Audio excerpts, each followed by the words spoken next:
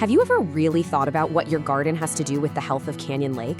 Well, today we're going to dig into the surprisingly direct link between our everyday actions, stuff we do in our yards and on our streets, and the well-being of the water we all love. It really does seem like a strange question, right? But the answer, well, it connects every single one of us. That fertilizer on your roses, or even just the water from your sprinkler. It has a much bigger story to tell. And believe it or not, that story's final chapter gets written in the very water where we swim and fish. All right, so let's trace that connection, because protecting our lake, it really truly begins right at our own front door. So this all starts with one key idea, the watershed. Basically, if you live anywhere in the Canyon Lake area, your property is part of its watershed. And what that means is that any water leaving your yard, whether it's from rain or your sprinklers, is on a direct path, a one-way trip to the lake. Okay, let's follow the water for a second. Picture this. It all starts with something as simple as watering your lawn. That extra water, the runoff, it starts to move, and it picks things up along the way.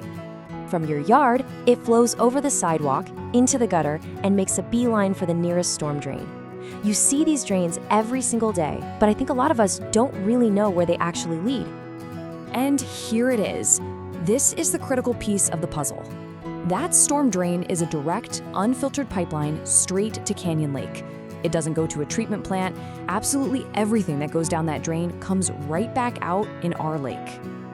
So now that we know the path it takes, let's look at what's actually making that journey from our homes to the lake and why it's such a big problem. These right here are the main culprits, and they're really just hiding in plain sight. Things like fertilizers, pet waste, even just lawn clippings that get swept into the street. When rain or sprinklers wash them into a storm drain, they don't just vanish.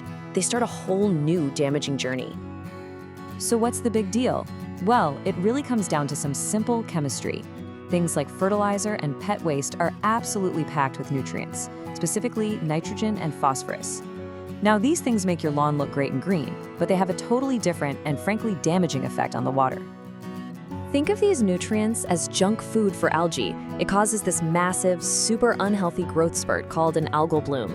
These blooms make the water all murky, they block sunlight that good aquatic plants need, and ultimately they really hurt the fish population and make the lake less safe and, less fun for all of us. Okay, so that's the problem. But here's the good news. The solutions are actually pretty simple, and they start right in our own backyards. It really just comes down to a choice. On one side, you've got a conventional yard that can often create a lot of this runoff pollution. But on the other, there's the lake-friendly yard. We're talking about using native plants that need less water, going easy on the fertilizer, and just being smart about how you water. These are small shifts that have a huge impact. And here are a few super easy wins. First, go check that your sprinklers are actually watering your lawn, not the sidewalk. That's a huge one. If you live on the shoreline, planting a simple buffer of native plants can act like a natural filter. And just keeping your soil covered prevents it from washing away in the first place. All right, now let's take these good habits beyond the yard and out onto our streets, into our shared community spaces. This right here might be the easiest and most powerful thing you can do. Seriously.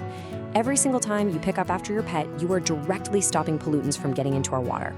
It's a simple act of being a good neighbor that is also a huge act of lake protection. When it comes to storm drains, just remember these 3 simple rules. 1, keep them clear. Sweep leaves and grass away from the drain. 2, pick up waste. Don't let pet waste or litter wash down. And 3, probably the most important, only rain down the drain. It's not a trash can for paint, oil, or anything else. This quote is the perfect rule of thumb. If you're ever in doubt, before you let anything wash away down the street, just ask yourself this question: would I want to swim in this? If the answer is no, then it definitely doesn't belong in our lake. So what happens when we all start putting these small, simple actions into practice? Well, we start building a healthier lake together. It's so easy to think that one person sweeping their driveway isn't going to make a difference. But when hundreds or even thousands of us do it, the collective impact is just enormous. Every single small responsible choice really does add up.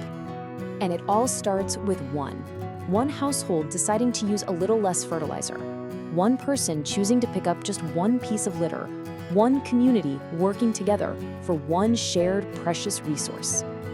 And the payoff? It's a lake that we can all enjoy so much more. We're talking better fishing because the whole ecosystem is healthier, safer swimming in cleaner water, more beautiful views for everyone who's boating and just relaxing, and maybe most importantly, a thriving lake that we can pass on to our kids and grandkids. So as we wrap this up, I want to leave you with this question. What's one simple change you'll make for the lake this week? Whether it's adjusting a sprinkler, picking up one piece of trash, or just sweeping the gutter.